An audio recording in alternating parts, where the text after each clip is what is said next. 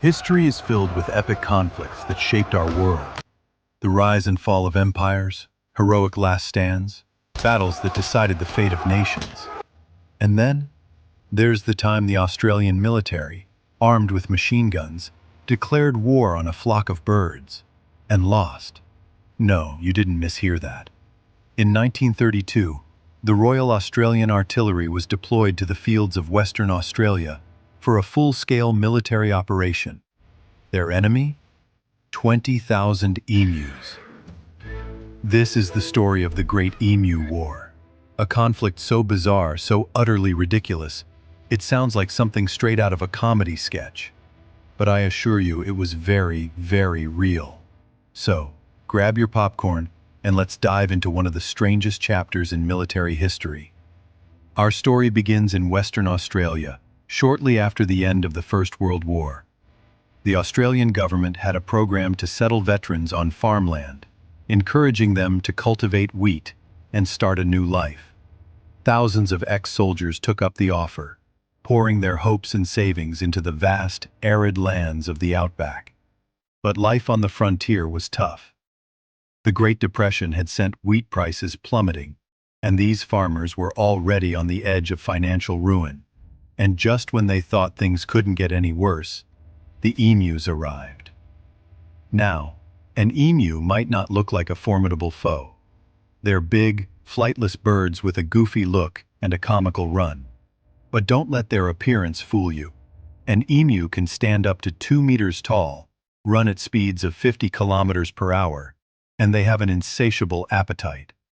And in 1932, a massive population of about 20,000 emus, on their annual migration, discovered a paradise, the freshly cultivated farmlands of the veteran settlers. To the emus, it was an all-you-can-eat buffet. To the farmers, it was a plague of biblical proportions. The birds were trampling crops, tearing down fences, and gobbling up months of hard work in a matter of days. The farmers were desperate. They had served their country in the Great War, and now they felt they were being invaded in their own backyard. A delegation of these former soldiers went to the government with a very unusual request.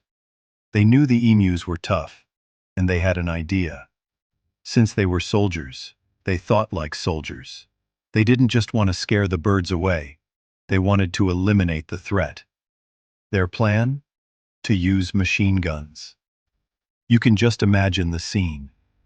A group of grizzled veterans telling the Minister for Defense, Sir George Pierce, "Sir, we need the Army's help to shoot birds."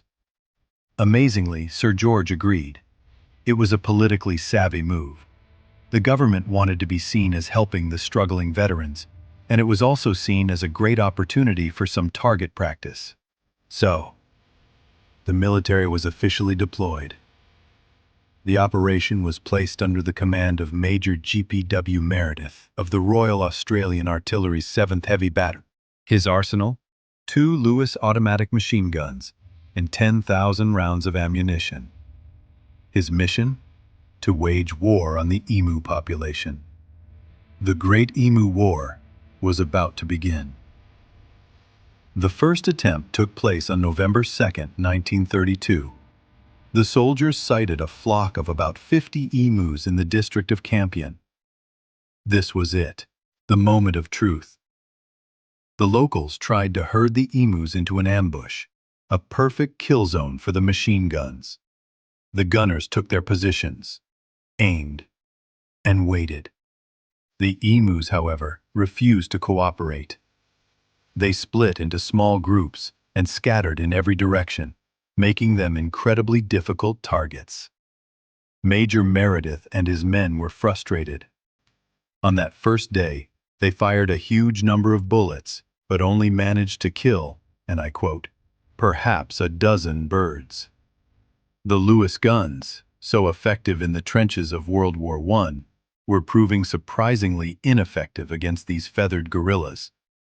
A few days later, they had another chance. They spotted a flock of over 1,000 emus near a local dam. This time, they were sure they couldn't miss.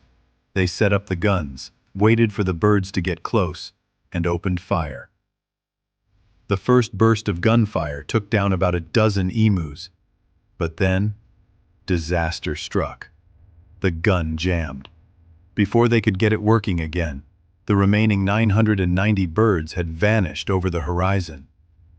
The press started to catch on, and the reports were not flattering. One newspaper account quoted a soldier as saying the emus had developed their own form of guerrilla warfare. The emus have proved that they are not so stupid as they are usually considered to be. Each mob has its leader, who stands on guard while his comrades carry out their work of destruction and warns them of our approach. Major Meredith himself was grudgingly impressed.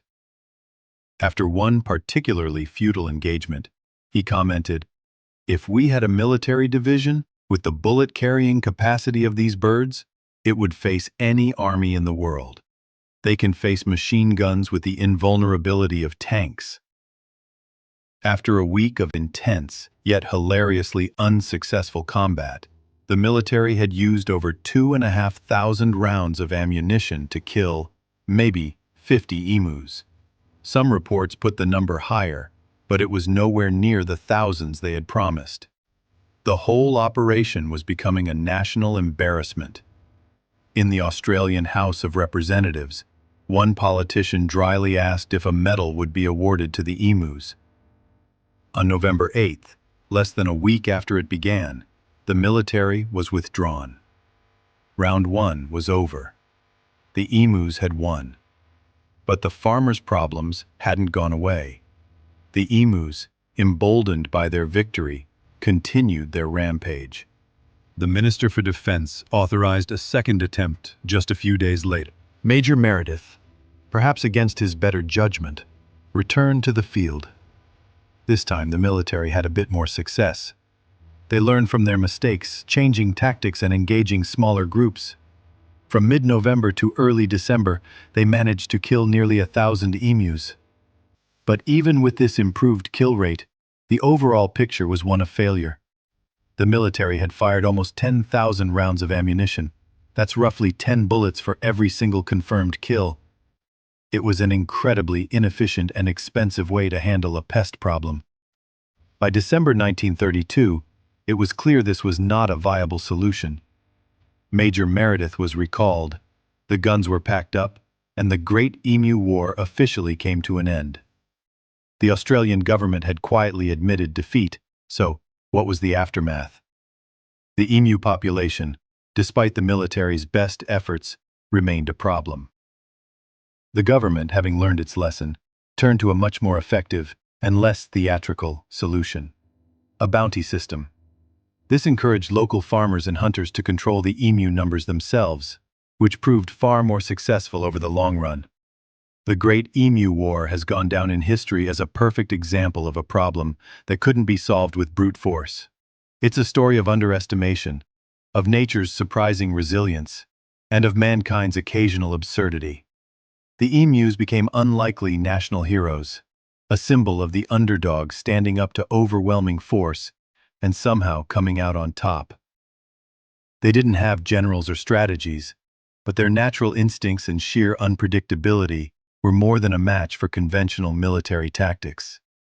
It's a strange, funny, and uniquely Australian story that reminds us that sometimes the most memorable battles aren't the ones won with guns and glory, but the ones that leave us scratching our heads and asking, "Did that really happen? What do you think? Is this the weirdest war in history? Let me know in the comments below." And if you enjoyed this journey into historical absurdity, don't forget to hit that like button and subscribe for more stories you probably didn't learn in history class. Thanks for watching.